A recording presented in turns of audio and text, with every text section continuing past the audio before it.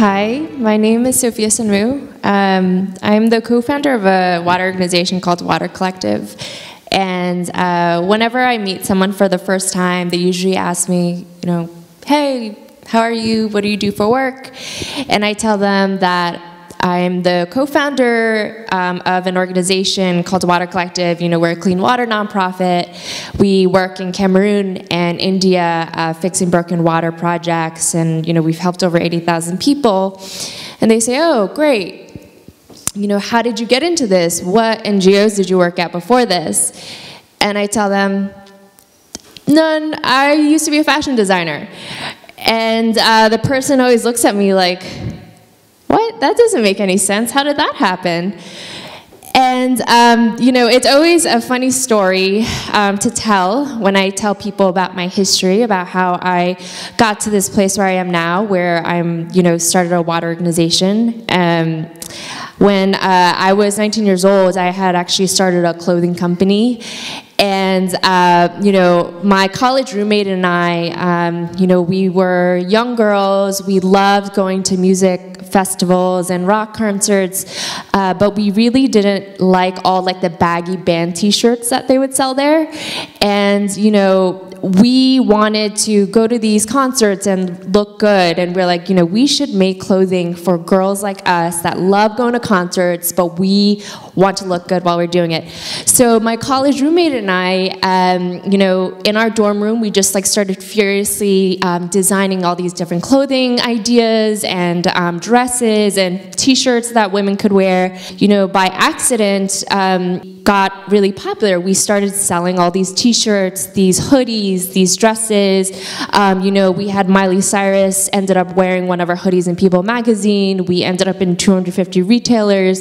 And it was, such an amazing moment for me, because I had wanted to be a clothing designer ever since I was a little girl. My mother knew from the day I was, when I was younger, I was always drawing these Sophia's fashion line drawings, and it would show these shoes and bell bottoms and girls' t-shirts of my future clothing line that I would one day have, and my mom actually would frame it because it was something that I was obsessed with.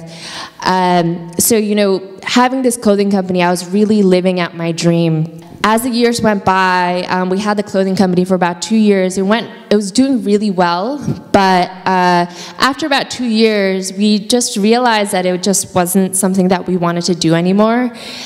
And at that moment, for me, when I realized that, it was so shocking, because my parents, they had the same jobs their whole life, and everyone I knew, their parents, if they were a lawyer from the very start, they were still lawyers, 20, 30 years later.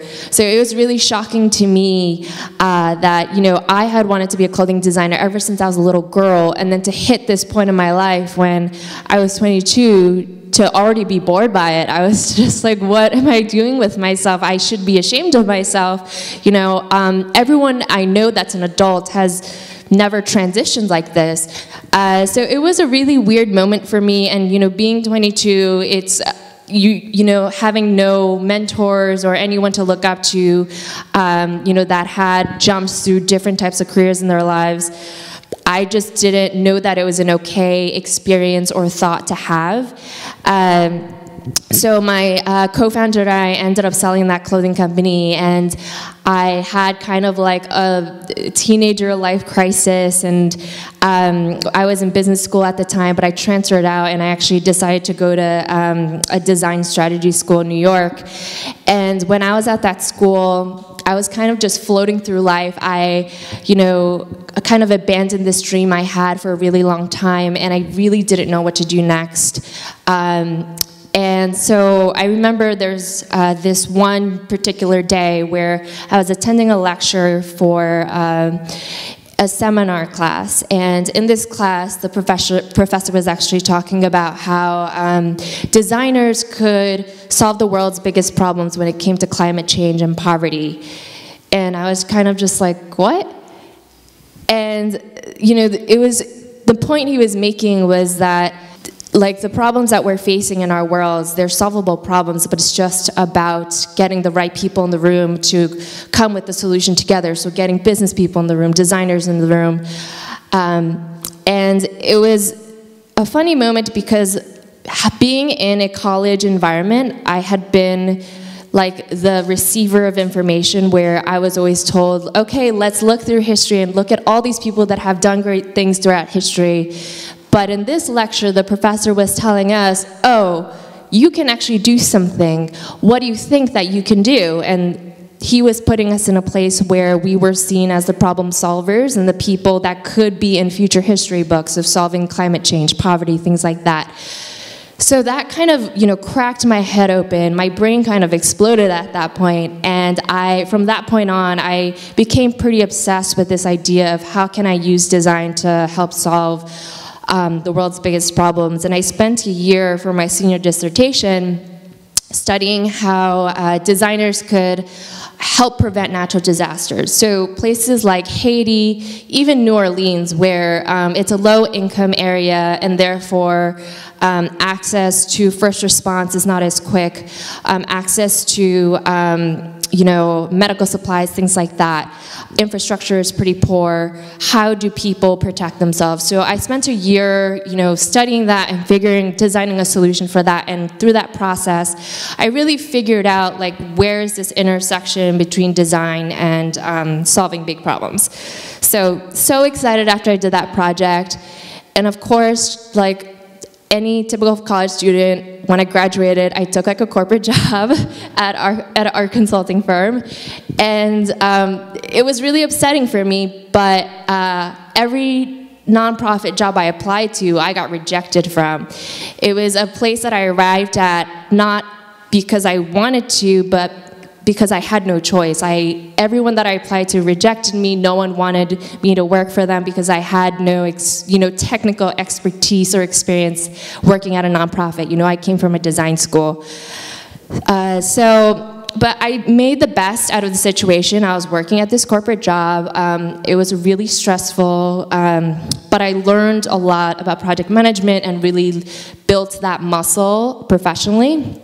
And, the time came in my life while I was at that job where I was like, okay, I can't take it anymore. I've learned everything I wanted to learn at this job. It's time for me to explore what I've always wanted to explore, which is going into designing for social issues. So the day that I quit my job, I guess I really made the right decision at the right time, because I actually ended up meeting my co-founder at the bar where my coworkers and I were celebrating my last day at work. So it all weirdly fell into place.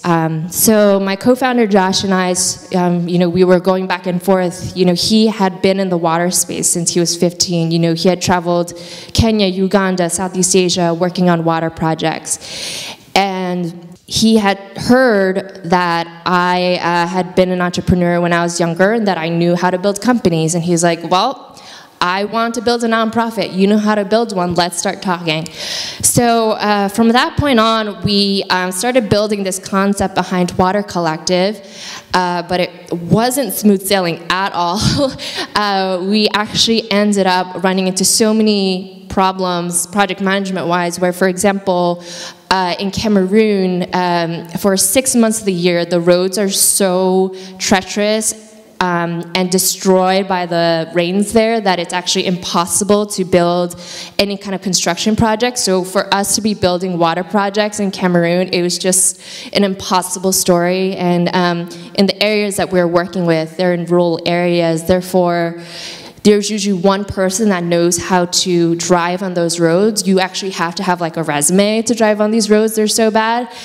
So if the one person, for whichever reason, was sick, or their wife was sick with malaria, which was pretty often in Cameroon, we wouldn't have a driver at all to get pipes to construction areas and things like that.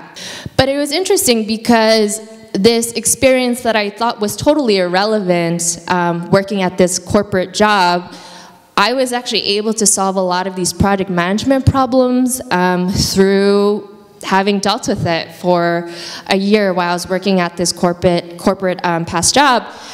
So it actually, you know, ended up helping me and ended up like helping me evolve this nonprofit into something that was actually like very strong management-wise, and we're able to work through these problems where we're able to get a driver in there to help make sure that the projects would be finished in time and things like that. And another aspect that just really wasn't easy for us is that we're a clean water organization at the time, and we were actually trying to do all these things at once, where when it comes to the water crisis, there's so many problems. There's problems like people don't have water at all. People might have water, but it's really dirty. There's this problem of sanitation. Like even if you have water, if there's poor sanitation, like kids will still die from that. So we were just dealing with such a convoluted problem, and because we were dealing with a convoluted problem, we were trying to do everything at once, and the first 2 years, like we were just such a hot mess when it came to our projects. Like we just weren't getting that much done. And one of our board members gave us some really great advice while we were trying to figure things out for ourselves. He said to us, you know, instead of trying to do everything at once, just pick one thing and get really good at it. So we're like, okay, easy enough. So while we were, you know, discussing what aspects of the water crisis that we wanted to specifically target, we realized that one thing that kept coming up in our brains was this aspect of maintenance. The fact that 40% of water projects in the developing world, they actually break after 2 to 5 years. You know, why is that happening, and how can we prevent that? What's the point of giving someone clean water if after 2 years it's going to be gone? So we spent 2 years developing this idea of figuring out this really big problem that no one talks about, like why do water projects break? And again, it was a funny moment for me because I realized that I kept drawing from my design experience, where a bell just kind of went off in my head of, oh, the reason why these water projects are failing is because it's a design problem. It's not something that we should be thinking of as like, oh, let's just, you know, provide a solution for this by giving product.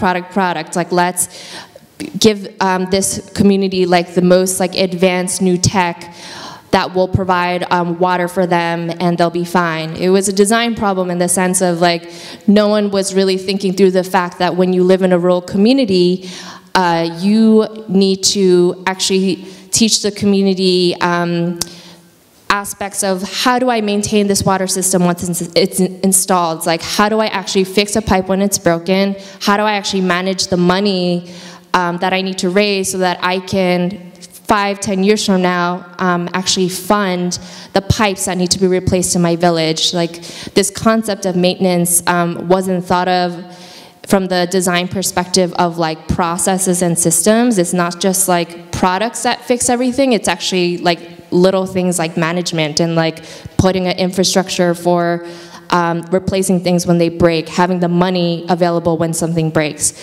So yeah, it was a interesting moment, and it's been an interesting experience in that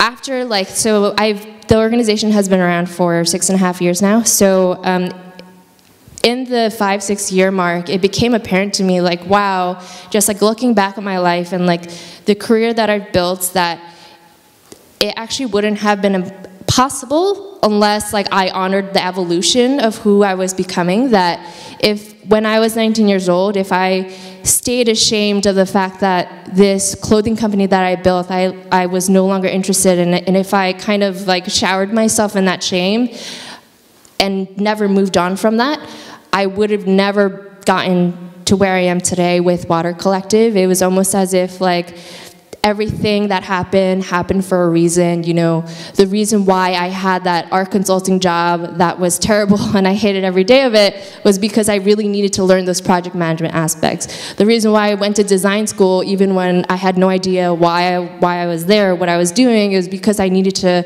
understand that not every problem was a product problem. It was a design problem sometimes, and I had to figure that out for myself. So yeah, so now whenever I meet someone and I tell them that story, they kind of change their tone and they say, okay, that makes a lot of sense now. Thank you.